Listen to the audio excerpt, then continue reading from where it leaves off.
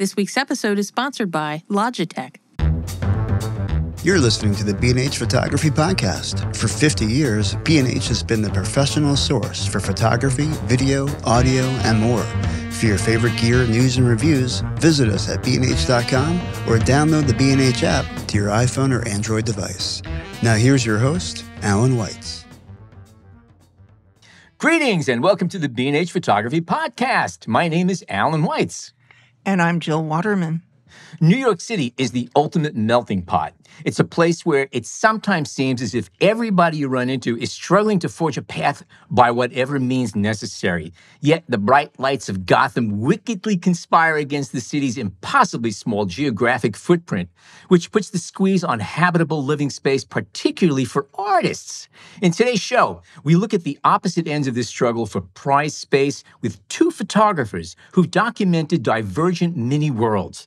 And wouldn't you know it, they both happen to be named Josh. And they're good friends. Double hitter there. But before we introduce them, a request from all of us to all of you. If you enjoy listening to our show, and we know you do, please take a moment to rate us on Apple Podcasts, write us a review, and definitely share your favorite episodes with friends. We love doing the show, and your feedback helps us make every episode that much better. Now, back to some background on our guests. Joshua Charow is a New York City-based filmmaker and photographer. He escaped from suburban New Jersey at age 15 in the quest to climb skyscrapers and walk subway tunnels while photographing the city's beautiful hidden locations. These experiences were his introduction to the arts and informed his style of jumping into the unknown with a camera in hand. Charow has spent the last 3 years documenting an exclusive group of artists who have lived and worked under the protection of the 1982 Loft Law for more than 40 years now. This groundbreaking legislation granted protection and rent stabilization to thousands of artists living illegally in commercially zoned lofts across Manhattan. I might add that when I went to SVA back in the early 70s, half of my instructors lived in these illegal lofts between Midtown, let's say 34th Street, south, all the way to downtown. I remember all this really well. And when this legislation passed, it really was a big deal. Anyway, his first photography book, Loft Law, the last of New York City's original artist lofts, is published by Damiani Books and is being accompanied by his debut exhibition, Loft Law, Photographs by Joshua Charow, opening at Westwood Gallery in New York on May 16th. The show will include more than 30 of Charow's photographs alongside select artwork by artists featured in his Loft Law series. That's a great way of doing a show. I think it's a wonderful idea. Our second guest, Josh Katz, is a documentary photographer, photo educator, and sponsored skateboarder living in Brooklyn. He creates digital photography courses, leads workshops, and makes videos for Canon, teaches Lightroom for Adobe, and shoots YouTube videos about photography. Outside of his professional vocations, his hobbies include talking to strangers, designing scavenger hunts, baking homemade energy bars, biking the city, reading about anthropology, urban planning, and American history. He's also trying to visit every U.S. national park. In March 2020, after New York City copped the crown as one of the top official pandemic hotbeds, Katz made a beeline from his cramped apartment to the roof, only to discover a thriving community of neighbors starting to gather across the shared space of 17 adjacent buildings. During the months that followed, he spent hundreds of hours photographing the rise of roof culture in his Bushwick neighborhood. His first book, On the Roof, New York in Quarantine, was published by Thames and Hudson in November 2021 with the help of a viral Kickstarter campaign. Joshua Charow and Josh Katz, welcome to the show. Thanks for having us. Thanks for having us. So we have Joshua Charow and Josh Katz. So what we're going to do is Joshua Charow will be Joshua, and Josh Katz will be Josh. And that's how we're going to separate. Unless I get tired, and then I'll just call you Mr. Charow and Mr. Katz. We'll just confuse everybody. Okay, so let's start with a question for both of you. When we first hatched the idea of pairing your projects together for today's episode, we had zero idea that you guys actually were very close friends. How did you first meet up? Josh, I was looking this up today, and I have the date, 2011. Wow, that's amazing. We've known each other from the internet long before we'd actually met up. We were both making skateboarding videos on YouTube. But when I came to college in New York, Josh hit me up, and we've been skating and shooting and scheming ever since, and that was 2014. Cool. Joshua, for the sake of clarity, let's first get overviews of each of your projects. And Josh, we're going to start with you. How did you first learn about the New York City Loft Law? Because this is before your time. And what inspired you to take a deep breath and turn this into a deep dive photo project? Sure. So when I was a teenager, I used to come into New York City and climb skyscrapers and shoot photographs from rooftops across New York. And a building that I would go to all the time was this former matzah factory in South Williamsburg, Brooklyn. And we would take this rusty old freight elevator and it would open on the top floor and just have the most incredible factory window overlooking Lower Manhattan skyline. And it was an artist loft building, so it was pretty easy to get into. So it just became one of those places that I would come back to. When I got a little bit older, I was probably 22, I was looking for a new apartment. And being a little younger and a little naive, I remembered this building. I thought it would be a perfect place to get a photo studio because of the incredible windows and because of the view of the city. So I looked up the building online and I couldn't find too much. So I went to the building in person and I met a tenant who was leaving the building. And they explained to me that there were only a few people left in the building because they were protected by this thing called the Loft Law. So that was really the first time I learned about it. I did more research on the Loft Law, and I realized that this image I had in my head, I think an image that a lot of people who grew up outside of New York City have, that you can be a sort of struggling painter and live in this vast loft with columns and tin ceilings. It actually still exists. Very, very rarely, but they do still exist in New York. And for the most part, they're protected by the Loft Law. So I became sort of obsessed with this idea of photographing the remaining lofts and artists around the city protected by this law. And the first thing I did was I found a map of the remaining buildings that had protection. But the issue with the map was that it didn't have unit numbers, it didn't have names, it just had the address of the building. So that sort of started the journey. I printed out hundreds of flyers and I set out on foot to ring as many doorbells as I could. And if someone answered, then I would try and pitch them the project I was doing, explain why I thought it was important to photograph these spaces while they're still here. And hopefully they would let me up and we could meet and schedule a time to take their photos. Now, by the way, for our listeners who have never been to Manhattan, I just want to explain this, that Manhattan is an island made up of a whole bunch of very small, quaint cottages. So it's very easy just to go up and knock on a door and speak to the people that live there, okay? So it's not really no, no, obviously, this is an immense project. You literally went around the city ringing on buzzers, trying to locate the original Loft Law artists to document this thing. How receptive were people to this kind of a cold call pitch? And I'm just curious, as an icebreaker, did you ever start the conversation by saying something like, I've been trying to contact you about your auto insurance or an old college loan? If somebody rings your doorbell in New York City, it's like the first thing you do is pull a gun. It was a challenge. And I think you have a window of about 15 seconds to get someone's attention before they just ignore you and the buzzer. And so the Loft Law was originally passed in 1982. So to hear someone show up at your door and mention something that you might have fought for decades ago, I think is an interesting way to catch your attention. That's true. It's like bringing a prohibition. That's an interesting. No, seriously, it's an interesting point because it shows that you're not just some Yahoo randomly knocking on doors. You have a reason to be there, and it's something that greatly affected their life. So that's actually a good hook. It really is. Exactly. And I think it could go either way. It could possibly be a scary thing to hear, but this became something that I really had to workshop, how to prove to them that I was doing a project that I thought this was something that was important to capture and that I was there because I cared about this culture and these spaces and these people. So it was challenging, and it was a very low percentage of people who actually answered and let me up. I rang probably thousands of doorbells, especially because some buildings might have 40 units.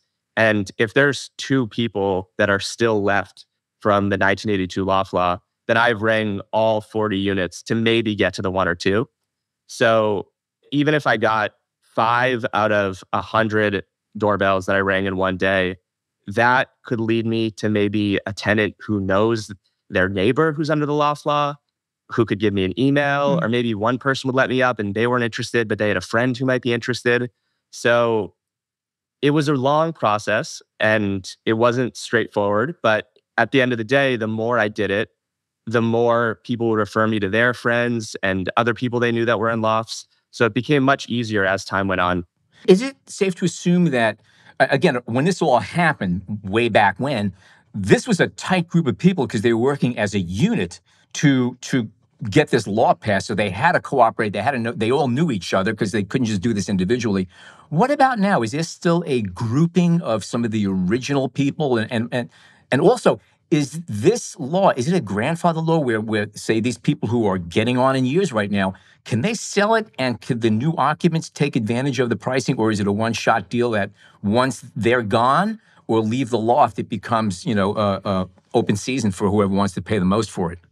I'll start with your second question. So the loft can be passed down to the tenant's children if they live there for 3 years prior to the original tenant living.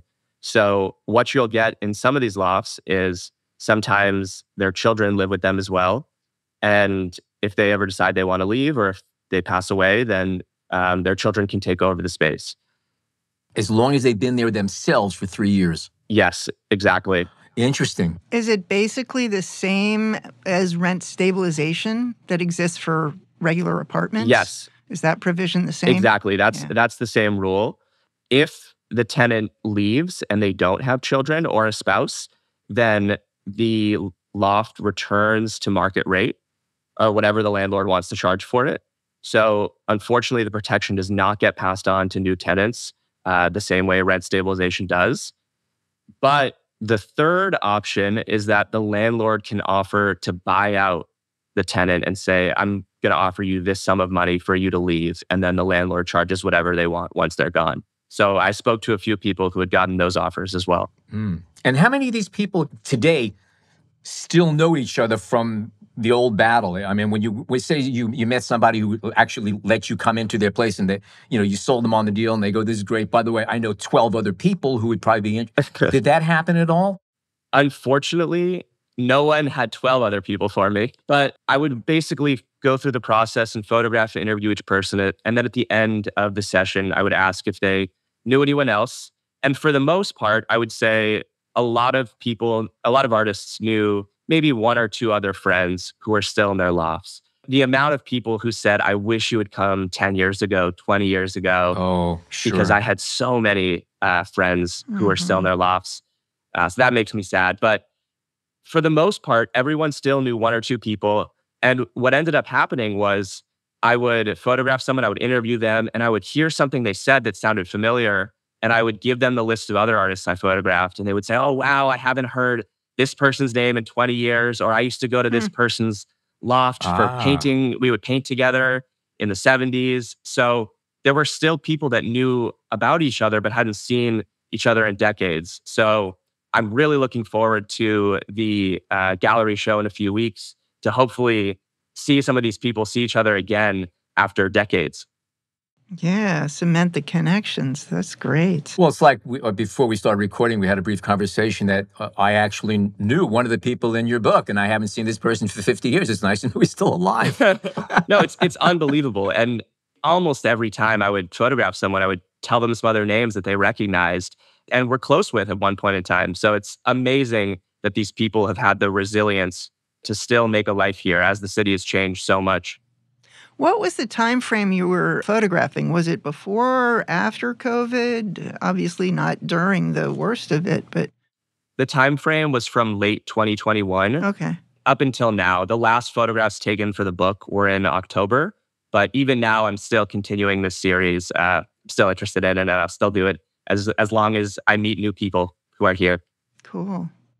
But I do remember when I first started ringing doorbells, it was the early whisperings of Omicron in 2021. So there were a few people that gave me an email and said, hey, let's talk in a few months when things calm down. Back into the hole again. Yeah. Around how many artists did you contact in all, and what percentage made it into the book? So I spoke to hundreds of people. I ended up photographing about 75 different artists, and the book has 30 different artists in it. Interesting. And what kind of criteria did you use to narrow it down? I mean, obviously you have to do editing, and not everybody can get in, but was it a visual or story background, or a combination of the two that determined, who makes it and who didn't? That's a good question. The things that I really had to consider were, one, I wanted to show the range and diversity of arts that you get in these spaces. I mean, it's unbelievable the different mediums that are being created in these lofts. So there was a 3D photographer that I met. There was a man who is a robot maker. He literally has made hundreds of robots in his loft. There is a sculptor with a 20-foot sculpture of a necklace hanging from her ceiling. And there are countless painters. The artist on the cover, Steve Silver, has painted every inch of his floor rainbow tiles. So I wanted to show just the incredible range of worlds that these artists have created in these spaces. That was a huge thing that I had to consider when editing the book. The other thing that was very important was I wanted to be able to show the history of the Loft Law through some of these artists. So there are a few people in the book that were really integral to passing this legislation. One of them was Chuck Delaney, who was one of the founders of the Lower Manhattan Loft Tenants, a group that was established in the late 1970s and really pushed and lobbied up in Albany to get this law passed. And he's still in his loft today. So almost every artist that I photographed said, you have to photograph Chuck Delaney. There was another person I photographed named Bob Petrucci, who was a woodworker and a carpenter in the late 70s. And he joined the Lower Manhattan Loft Tenants. And he got really involved in fighting for this legislation, making sure that people could stay in their lofts. And he became so interested that he actually went to law school after the law was passed so that he could become a lawyer and fight for other artists to stay in their lofts. So, wow. Yeah. So there were so many artists that I photographed whose lawyer was Bob Petrucci, who is still in his incredible 16th floor loft overlooking the city, who has advocated for hundreds of artists over the past 30 years for this protection. That's fabulous. It's just unbelievable. So there were a lot of people like that who, for the narrative, I felt had to be included as well. So there were a few different things I had to juggle to figure out who would make the final book. But that was by far the most challenging part of this entire process, because I want to put everyone in there. Wow. Out of all the artists that you met and photographed, do you have a particular favorite? I would imagine this would be kind of difficult because each one is just a unique character, for lack of better words. These are special people in many ways. Yeah, it's an impossible question. And I really, really enjoyed my time with every single, selfishly, I just enjoyed talking and hanging with all these different artists. It was so fun. I'll give you two people that stick out. One of them, his name is Carmen Cicero. He is an abstract expressionist painter, and he's living on the Bowery, and he's 97 years old, and he definitely has more energy than I have. He he lives on the top of a 5th floor walk-up, and he is running across his loft, painting huge paintings still, and it's extremely inspirational to meet someone like that who's dedicated their entire life to their art practice and is still doing it today. So he's someone who I went back and photographed a few times. I actually just saw this past week, and he was wonderful. The one other story I'll give you is the last artist that I photographed for the book is a sculptor named Marcia Pells. And when I arrived at her front door, and this was part of the magic of the project, is that if I was referred to someone, then I had no idea what their space looked like. You couldn't look these things up online. So I showed up to a pretty nondescript 3-story brick building.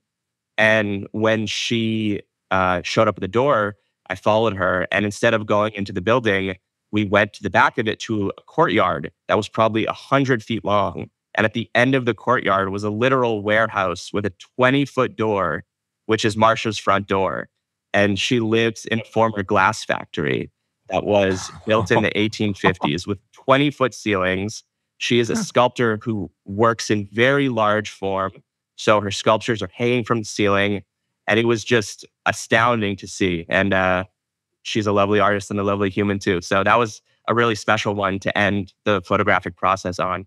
That sounds amazing. Yeah, one of the takeaways, and by the way, I have to add that aside from the fact that you did still photography, some of the video that you shot is really remarkable. You do video very well. The interviews are great. The people get to really step out and be who they are, and you're capturing the environment that they're in.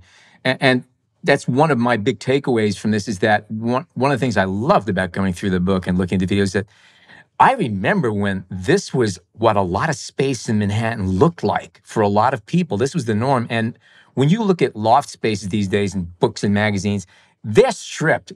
Somebody went and gutted all this beautiful old stuff and put in all new sleek and modern and everything else. And that's great. I mean, it's all different ways of interpreting spaces. But what's beautiful about this is that this is all the original building, the tin ceilings, the beams, the pieces of, wood that you just can't get timber like this anymore. It's gone. It's all been used. And you get to review it. You get to see it again.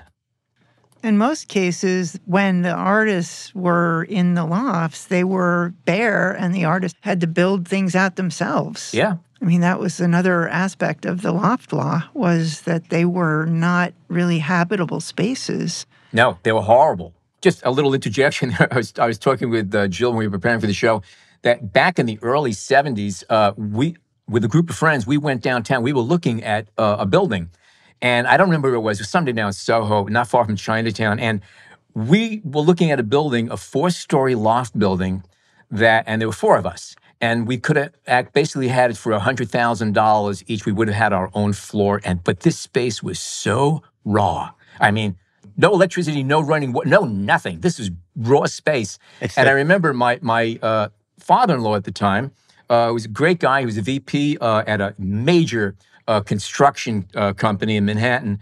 And, I always trusted him. And he looked at me and he goes, you're crazy. Go get yourself a townhouse in New Jersey. Same money. You'll be better off. Anyway, so we followed his advice, and I'm still kicking myself in the ass to this very day. I love the man. He was lovely to our family, a great human being. But Henry, that was a bad piece of advice, my friend. You should have known better. But okay, that's another story. But yeah, it's a piece of history.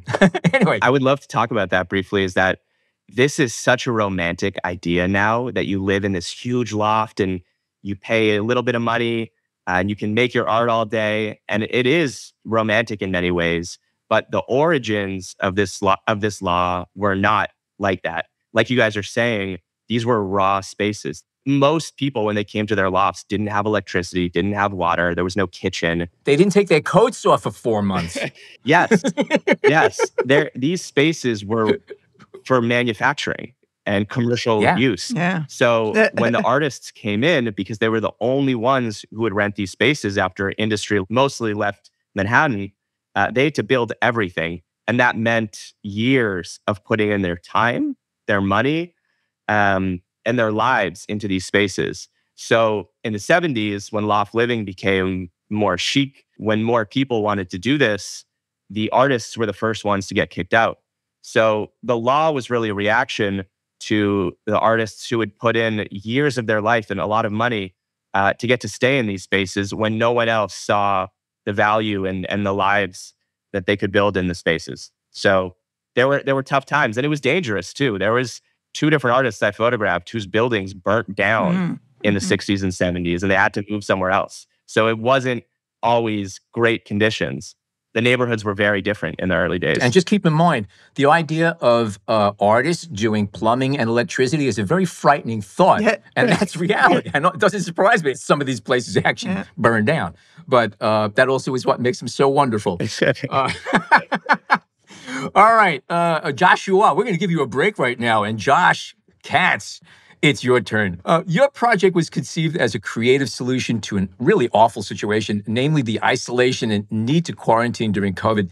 In your book text, you write that you always enjoyed embracing limitations and that you find unexpected or overlooked situations allow you to be creative in ways that you never imagined. And again, it just takes me back to a quote I've said on the show many times. One of my teachers back in school, when we bitch and moan about limitations on projects and assignments, he said, your limitations are your creative starting points. Once you know what you can't do, everything else is possible. Go for it. Yeah. Well, the project was a ton of fun because just from the get-go, the limitations were very obvious. I was confined to my apartment and my rooftop and whatever the eye can see within that range. Now, fortunately, my rooftop in Bushwick was a row house. So it's 17 interconnected apartments and roofs, which spans the length of almost an entire block. And because everything in Bushwick, besides the new high rises, are all about the same level, 4 stories for the most part, you can see for miles. So I had a telephoto lens. I got my hands on one as quickly as possible, and a 2x extender. And I could see for miles. I could see blocks and blocks. And even though it was just for my own rooftop, hundreds of people were in line of sight and line of communication. So there was a lot to do with a little bit of space. When you say telephoto, what focal length were you using? Yeah, I had a 100 to 400 millimeter with the 2x extender. Oh, so you could see okay, that's good. Okay. Yeah, you could see plenty. And of course, most of the work is shot on my rooftop or a roof 1 or 2 streets over. But just within that range, there's so much life. And this was also my excuse to get to know my community and meet all of my neighbors a little more intimately than I had before. And for those who lived in New York, there's sort of that trope of not knowing your neighbors, kind of living anonymously. And I think that's not how urban living ought to be. It's not how it always has been. And yeah, this was just my excuse to finally get to meet my neighbors and have these long conversations. And of course, when there's nowhere else to go and nothing else to do because you're in the height of the pandemic and quarantine, people are a little more generous with their time. Now, I'm assuming that most of the rooftops up there they may not want you up there for all kinds of reasons, but were any of them like dangerous? Yeah, so I'll say well, I don't know if you saw the last page of my book, but I did a little skateboard trick on the very edge of my roof. Like, you got to flirt with a little bit of danger for good work sometimes. Yeah, so most of the roofs didn't have an edge. There's parapets on some rooftops, which is like a quarter of a wall. It's usually 2 feet high. You could call it a guardrail, but in some ways it's actually scarier. Aren't there laws about that? Isn't there a minimum height of a railing on any residence in New York City? I thought there was like a minimum 3.5 or 4 feet. Am I wrong about that? So those are railings, but parapets are more of like a decorative element. And they're not intended for... They're meant to keep the rain off your head when you're standing by the front door fumbling with your keys. Seriously, it was just a little bit of protection. That's all it was. Yeah, on my rooftops, they had a parapet on one side, and on the other side, it was just a straight drop-off. So, it was definitely a navigation of like, how close could I comfortably stand leaning over the edge before I, and of course, shooting with a big camera, sometimes you're like walking around trying to get that perfect angle. I am proud to have made this project without falling off a roof. That was a consideration for sure. Did you have rear view mirrors? When you have to be careful when you're backing up on rooftops. But yeah, absolutely. And one thing that was kind of fun is there's a lot of communication between my neighbors and me. If there was one rooftop away, I could usually yell. If it wasn't windy, I could yell across 2 streets over. And if not, there was always using friends that I'd made on an intermediary rooftop to reach further out people. But, we kind of naturally developed these locations where it was the closest geographic distance between their rooftop and mine, like the closest points, so that we could talk. And it was fun trying to like establish those points, navigating when you both wanted to go into those places to, actually have a formal conversation and chat versus, just the typical wave and move on. And, when one person goes to the spot or seems to be gesturing to go to the spot and the other person doesn't reciprocate, it feels a lot like when you go for the handshake and someone goes for the fist bump. There's a little bit of a playing off that has to be done. And fortunately, I always had the camera to lean on as the crutch to distract from that. Oh, yeah, I was just going for another photo.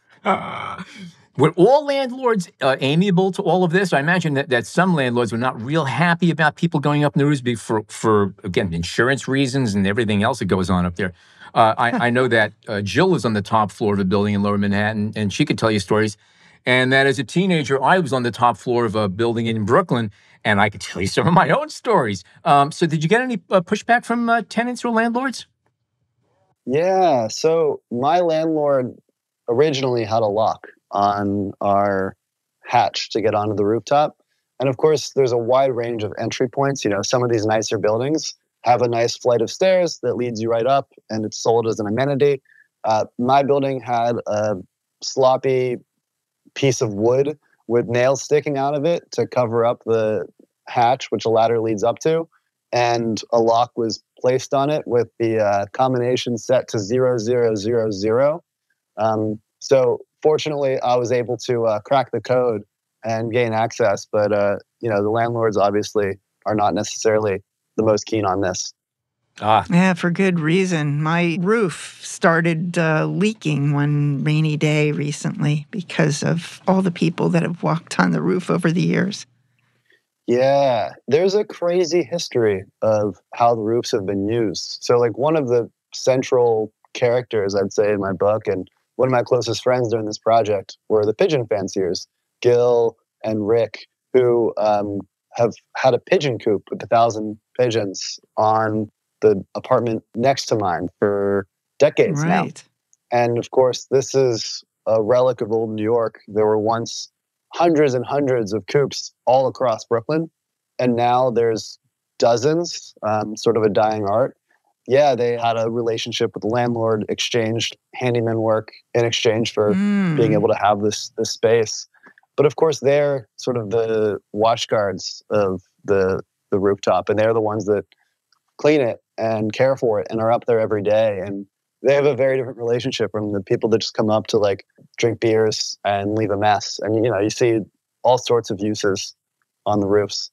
It's interesting. I was curious to know about the pigeon coops. I know my mother grew up in Bensonhurst. My grandparents lived there, and I used to visit. And it's one of the first things I would notice as we came in towards the area where they lived is all the pigeons and the pigeon coops. And you look up on the roof and you'd see them all there. And that was really a big part of Brooklyn culture for the long time. And Lower Manhattan, not just Brooklyn, but anywhere where you had a lot of immigrants coming in, especially from Italy and those areas, they were really big on that stuff. And it was a hobby and it was a love that they had for these birds. But you just see these swarms of birds all over the place. And they weren't wild. They were owned. They came home at the end of the day and they stayed in their roosts. And you're right. The people who took care of the pigeons, they were also keeping an eye on the neighborhood. They were basically surveillance. They were up on the roof watching what was going on there. You want to know what was going on? Ask the guy who has pigeons. You'll know what's going on. What did you learn about your neighborhood from the pigeon fancier guys? Everything. I mean, the entire history of Bushwick. There was many a beer had. And I think one of the most interesting things was talking to them about gentrification and how Bushwick's been changing over the years. And they had this attitude of being more tolerant than you'd expect as these Puerto Ricans who've been living here for decades. I mean, Gil is in his 50s and he was born like a few blocks over.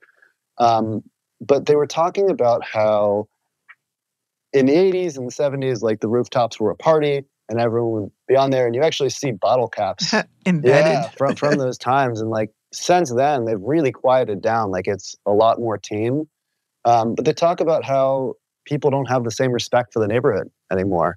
And people are more likely to just be coming and going for 6 months, a year. And with that creates a sort of like, not treating it with the same love that you would if you know that this is your home.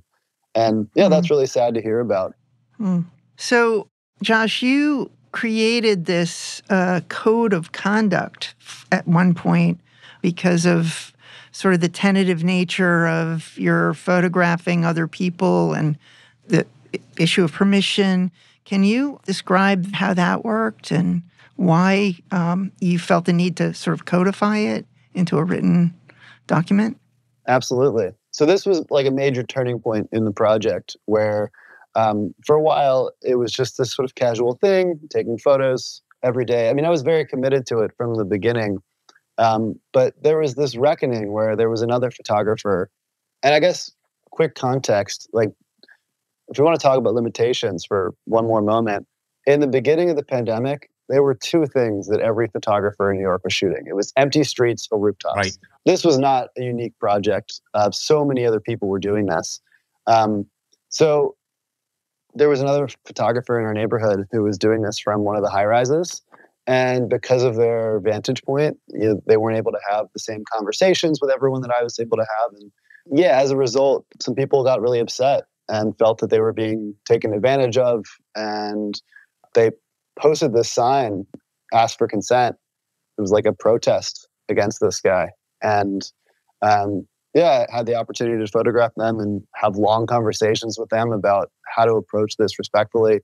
And fortunately, like, we were on really great terms because we had been talking about this from the beginning.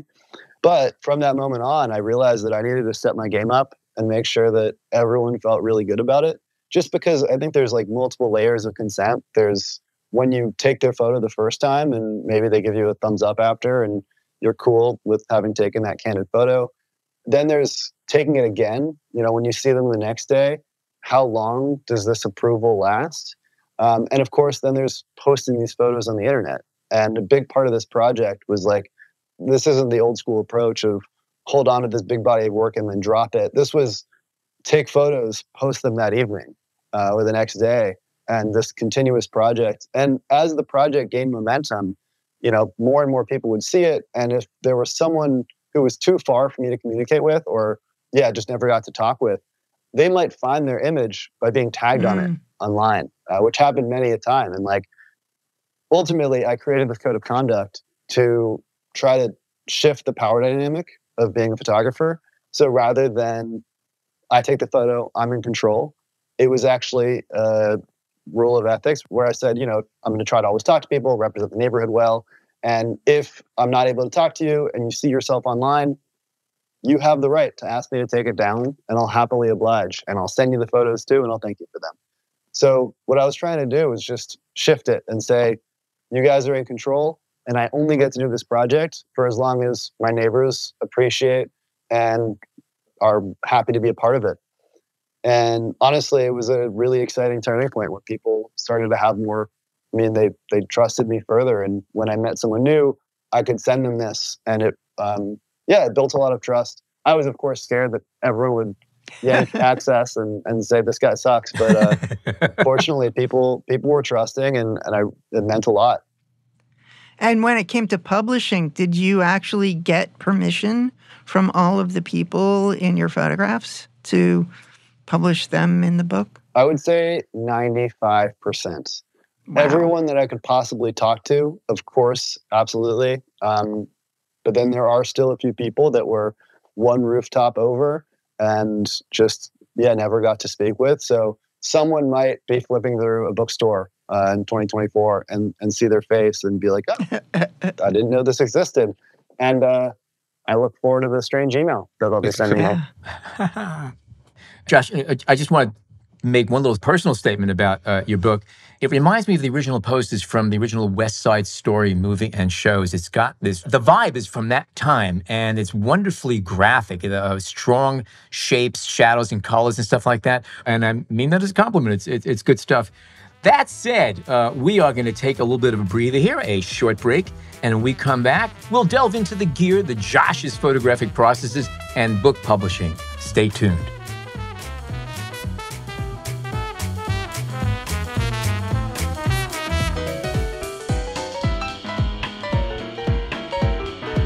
Ensure high-quality audio for your podcasts and gaming streams with the Logitech G Yeti GX microphone while simultaneously stylizing your frame with the full RGB spectrum. This dynamic Yeti GX USB capsule mic rejects noise, prevents clipping, reduces keyboard clicks, and adds effects and filters using Blue Voice software, ensuring clear, consistent sound. To jazz up your visuals, the dual-zone LEDs on the mic's base allow you to customize light-sync RGB accent lighting. And as part of the Logitech G ecosystem, the Yeti GX can sync with other Logitech G products using the G Hub application. Head on over to bnh.com for more information about the Logitech G series or use the link in our podcast show notes. Okay, we are back. Now let's start talking about gear and book publishing, which is really the nitty-gritty of it. You can take all the pictures you want. but you got to have the right gear. And if you want to do a book, you have to know how to do that as well. So let's start off with Joshua, and let's talk about gear. What cameras and lenses did you work with for this project? And what about lighting? Did you do anything with artificial lighting, LED flash, or was it all available? How'd you work? So I used a Sony A7R II as the camera body. Mm-hmm. And I used a mix of the Sony 16 to 35 millimeter and a 2470. I really wanted to take a documentary approach for these photographs and make sure I was able to capture these wide shots that could show you how vast these spaces were, all the personality that the artists have put and infused into their homes over the decades, and of course the artists too. My main interest was capturing these wide shots of the spaces. It's environmental portraiture is what you're doing. You're doing a portrait of a person in their environment, and that's exciting stuff, especially if it's a good environment. Exactly, and it's so hard to capture what it feels like to be in one of these lofts. I know, Jill and Alan, you both have been inside of them, and it's otherworldly when you step inside. So it really became a goal to try and capture just a little bit of that feeling in the photographs. When I first started the project, I intended, and my flyer says this, I intended to only use natural light because I wanted to emulate how these big windows would allow light into the space. And I did it for the first few people. And I even shared the photos with Josh Katz. And I came to the conclusion that a lot of these lofts are either full floors or half floors. And what happens is you get this beautiful light right by the windows. But in the middle of the loft, it's much darker because you're further away. It falls off quickly. And our eyes adapt a lot more easily to the transition and going from bright to dark than any digital imaging will without a lot of manipulations. Yeah, you need to shoot with a graduated filter, if anything. Did you do that? I didn't use a graduated filter, but what I did do is I got a Godox V1, just a small light, so that when I was shooting the darker areas of the loft, I was able to capture these details. And it's something I also spoke to Katz about is, what's a light that I'm able to keep a small footprint and still get what I need in these spaces to capture all the details. So something that was important to me is can I fit all this gear in a backpack? Because I would be spending an 8-hour day ringing doorbells. Maybe I would meet someone and photograph them. Maybe I would meet someone and get an email. So it had to be something that I could keep on my back and walk around the neighborhood in. So I just had the one Godox and my camera. Wow. 20 years ago, you couldn't do that. Well, you could, but your backpack would be a lot larger. No, that's one of the beauties of the past few years. I'm amazed of how the size of lighting has come next. I used to drag around, several thousand watt seconds of electronic flash in several big cases, and I'm blown away by what one can do today with much smaller gear and better accessories and everything else. So that was definitely running in your favor there. Absolutely. No, it is incredible. And for some of the shoots, I was able to also bring along cinematographers who would shoot behind the scenes video and also help me capture interviews with all the different artists. I was going to ask you about that. Sure. Okay. All right. So that's how okay. Good enough. So you didn't just bring Josh with you wherever you went, right? No, just the spirit of me bullying him into buying a flash. That's all. Did you do your stills and the video at the same time, or were they separate sessions? So the way the process worked is usually I would meet someone first, and then the second time I would come and take photographs. So I would get to the loft. One of the greatest parts about this project is almost every artist offered me a cup of coffee when I first got in. And they would all make them in different ways. Some would have the French press, some would do it on the stove. This is a total lost art of our generation, is that I don't think that we offer people coffee when they first come in. And it's something that I've now added to my life when I have friends over during the day. But after we would share a cup of coffee, I would shoot photographs for about 45 minutes.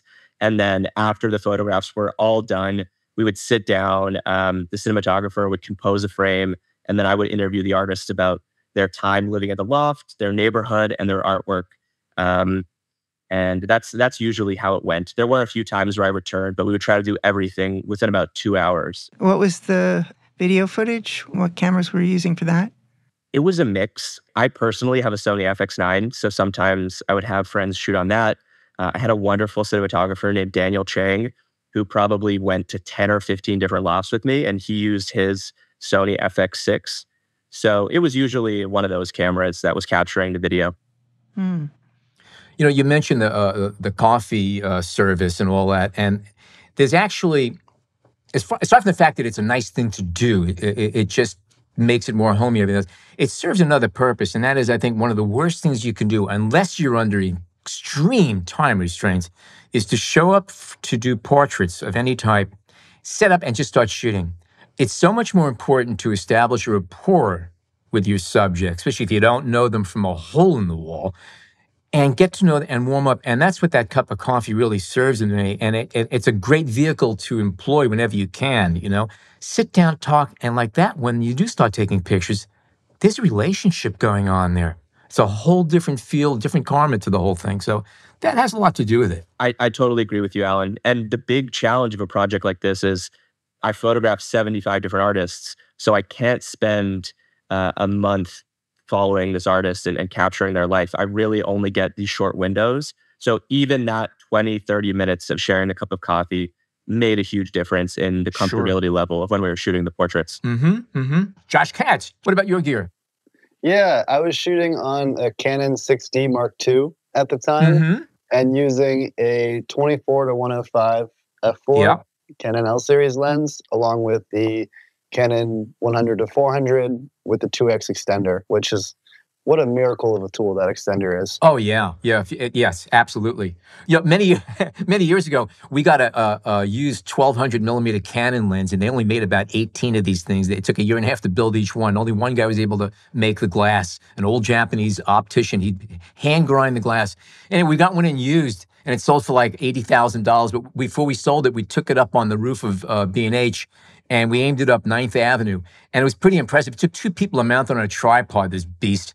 But we were on 35th and 9th, and we aimed it up 9th Avenue, and we were focusing on buildings around 55th Street, a good mile up, okay? And I could describe paintings on people's walls. Wow. Yeah, it's insane. I never knew about that. It's really... Yeah, we called it the mother of all telephotos. It was pretty impressive lens. It was just crazy. It was totally impractical. But anyway, yeah. And now Canon, they put out the new 1200, and it's a little bit smaller. Oh, a lot smaller and a lot cheaper and everything else. But some people got to carry the big guns. It's what impresses people. Yeah, I prefer to spend $80,000 on my lenses personally. Why not? You can deduct it at the end of the year. So publishing now, that's a whole other thing. Now, let's talk about that a little bit. Now, Josh Katz, you funded New York in quarantine using Kickstarter, and then you got an agent, Myrsini Stefanides, I believe her name is. She's from the ARC Literary Management Company, and you got that through a cold email that you sent. Tell us a little bit more about publishing and how you got ultimately a deal with Thames and Hudson, which is a terrific publisher who we've gotten a lot of wonderful books and leads from them. Yeah, it was a dream come true, and it felt like a long shot, honestly. I would say that publishing is one of the more gate-kept spaces in the arts. If you want to make a movie, you make a YouTube channel. If you want to make a book, you can absolutely self-publish, and it's a beautiful way to do it. But when I was first making the book, the plan was to self-publish. I didn't think it would be possible to land a publisher, and I was just excited to make it. But I decided when an initial prospective partnership kind of fell through with the early publisher, let's just throw the thing up on Kickstarter and see what happens. And I quickly learned that you can't casually do a Kickstarter. This was more like 14-hour days for 2 months straight with no days off, just working like crazy to both design the book at the time and also convince everyone I've ever met and the entire internet that this is a project worth believing in. And yeah, the Kickstarter was a big hit. And we raised a ton of money. Of course, a big chunk of this went to charity. I should also add that, so I was really frustrated by how a lot of companies were running during the pandemic with their charity initiatives. They'd always say, oh, and because things are hard, a percentage of proceeds will go to a charity of this choice. And a percentage of proceeds, come on, that means they donated once. So I decided if I'm going to make a big major project, I wanted to do it right and not be like a pandemic profiteer. So I decided to donate 100% of the profits to Doctors Without Borders. And that also, I think, helped bring a lot of trust in all of the subjects, believing in the project and being willing to be a part of it. It just showed that, it was a little bit, I didn't want to make it too selfish. Of course, making a hardcover photo book will always be somewhat selfish, but there were some good elements to it as well. Yeah, it's really funny you say it. Look, it's definitely good for the ego. And yeah, it's sometimes I wonder myself, am I taking pictures for me or of everybody else, and it's an interesting point that you have there. But I would say that by committing to that, you definitely give a whole new meaning to the book and a whole new purpose to the book. And it's really noble and a great cause. It really, really is. No two ways about that. Thank you. And I guess just to bring it back to the original question, once the book had done well on Kickstarter, then I decided, I was ready to print it. I had committed to a timeline for all the backers of when it would be out. And I had a printer picked out. I was actually about to press the button to submit the order for 1,000 books. And I said, you know what? Let's send a few emails and see what happens. Wow. And Mercini was one of the few agents that hit me back. And she said, I never respond to cold calls. Rarely do they actually have anything worth responding to. But I cried reading your book, and I want to work with you. So we pitched it out, and the rest is history. How long did it take from her signing on to the project to getting an offer from Thames and Hudson? It was maybe 2 or 3 months. And there was a little bit of courting and conversations to be had. And the other kind of funny element of this was that I ran the Kickstarter in November of 2020 with the intention of shipping books out by January or February of the next year. And when Mercini and I were sending out these queries and getting a little bit of interest from a number of publishers, suddenly the timeline was shifted back tremendously. Yeah. It was from maybe a month delayed and a rejection to what happened to be almost a year later, and a dream publisher. They were just amazing to work with, and having to handle all of these backers who they were the first people to believe in this book. Before it was the very official looking project that's now in all these bookstores. It was a dinky photographer that they put trust into, and I, of course, couldn't tell them that I'm negotiating with one of the most respected publishers and that things are happening. So I had to, just kind of keep people in the dark a little bit, which was really tough. But in the end, I hope the ends justified the means. Certainly. You have our blessings.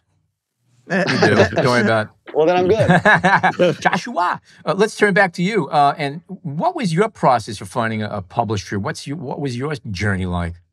Sure. So firstly, I have to say, I don't know if this book would exist without Josh Katz, because I started this project towards the end of him finishing his.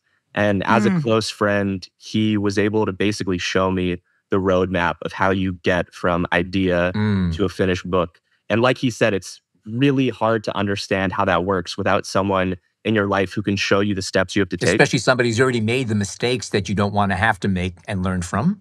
Yes. And someone with the same first name. Oh, yeah. You got to be a Josh to make it in this industry. So I spent about 2 years just taking photographs, not worrying about publisher or anything like that. And when I finally felt that I had enough stories, enough photographs to make a book out of this thing, I spoke to Josh Katz. He, of course, gave me his agent's contact. And then I actually spoke to a former guest of the show, Vicky Toback. So, oh, yeah, sure. Yeah, so I was a big fan of Contact High, and we had a mutual friend. So she also sat down with me and was kind enough to connect me with some agents. And she connected me to my agent, J.L. Sturmer at Next Level Lit. And that was last spring. So we spent a few months on the pitch. We sent it out to all the different publishers, and we signed a deal with Damiani at the end of the summer. Interesting. That's amazing. So to both of you guys, once you got the deal with the publisher, and I know Josh Katz, you had the book totally designed. how much creative control did you have over the publishing aspect and the final product? Did they go with what you had designed or what you had in mind, or were there changes made? And if they did changes, we were happy with them. Katz, I'll let you go first. Yeah. Working with a publisher was a dream come true. I was working with Elizabeth Keene at Thames and Hudson, and she is incredible. I would say they just supercharged everything I was doing. The original art direction was by my designer, Eddie, and he's amazing. We worked with him post-publisher as well to keep expanding. So the whole direction was just like continued and amplified in a really wonderful way. And the writing was better than it would have been. And having a professional editor, besides my two friends who I also worked with for the entire time onto, the final publish. But it was amazing getting to work with a publisher, and that level of professionalism of making a great book and bringing on an incredible author, Ruman Alam, to write the intro that still gives me the chills every time I read it. Stuff like that. It was such a treat to get to work with Thames. That's really a lucky story. On my end, it was a bit different, actually. Damiani gave me pretty much full creative control for the inside of the book. So I worked with the designer, Alex Patterson-Jones, to design the inside of the book. And the text was edited by Zara Van Gaal and Kayla Herr. And I basically delivered them the inside of the book, and they gave a thumbs up. The only thing that we went back and forth on was the cover. So we went through a few different options, and they gave input and I gave input, and we landed on something that we both felt good about. I will say the coolest part about working with Damiani is I had the opportunity to go to the printing press in Bologna, Italy. Nice.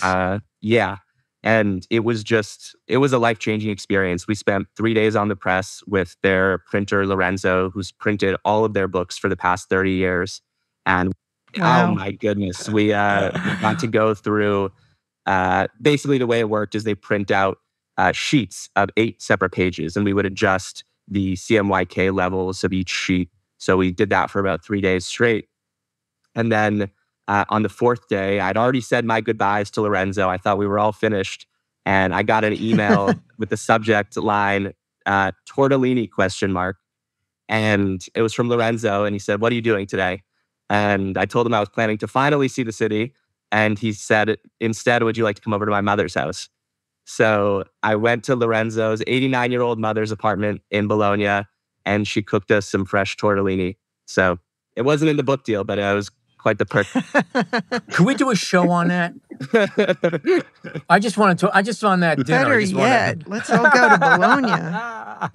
and by the way, it's something also, if anyone's going to be considering going into book publishing or trying to have their book published, brace yourself, because you're going to have to be open, and it pays to be open to the opinions of others, because even though we think we understand our work better than anybody else, it's amazing what a good sensitive editor, and that's picture or text, can do to make your work that much better. You often need a set of fresh eyes that are not jaded, and just fresh eyes just to see things. And it sounds like both of you guys lucked out in that sense, that you had spare sets of eyes to go over things and to look, and you're able to come to a common ground where it worked, for you, and made everybody happy. And the end products are good. That's the bottom line. Thank you. Yeah, it was a great process, truly.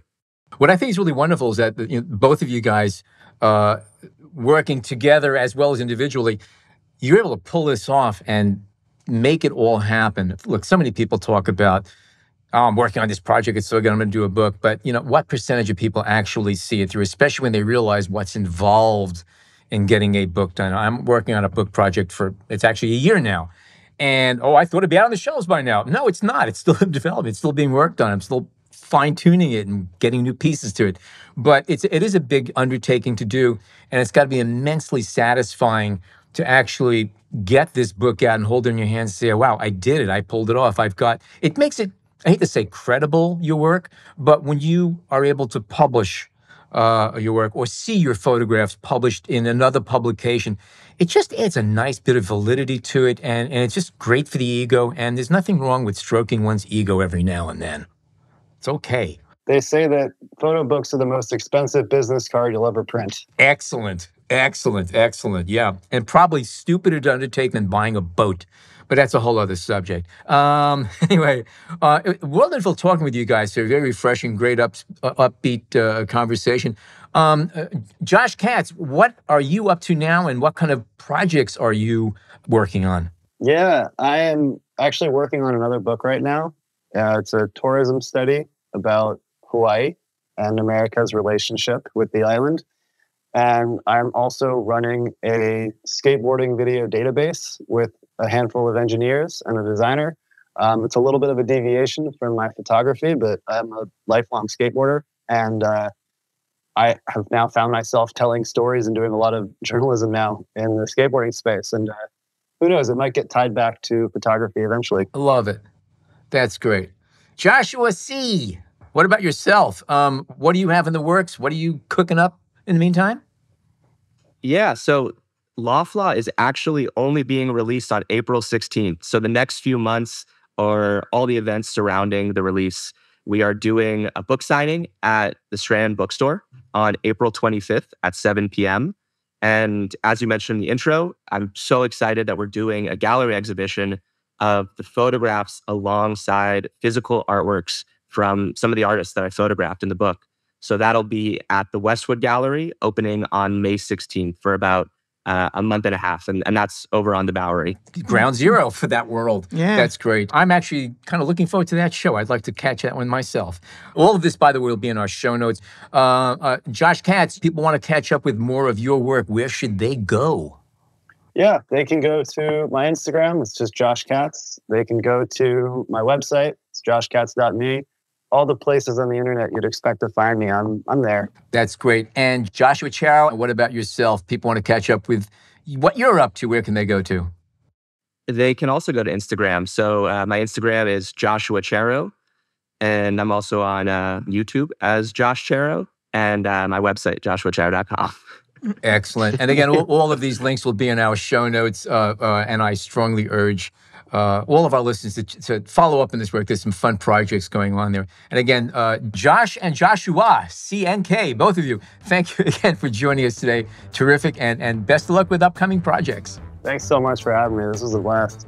Thank you both. Yeah, thank you. And thank you guys for joining us as always. If you're a fan of the show, but not yet a subscriber, head on over to Apple Podcasts, Spotify, or wherever you get your podcasts and click subscribe. You can also find us on the Explorer blog where we post photos from our guests and show notes. And please join us on Facebook at the B&H Photography Podcast group where you can share your favorite photos and comments about the show. I'm your host, Alan Weitz. Jill Waterman is our creative producer. Episodes are recorded, mixed, and edited by technical producer Mike Weinstein. Our executive producer is Bjorn Peterson, and our editorial director is Sean Steiner. On behalf of everybody, thank you oh so much for tuning in today. Thanks to Logitech for sponsoring this week's episode.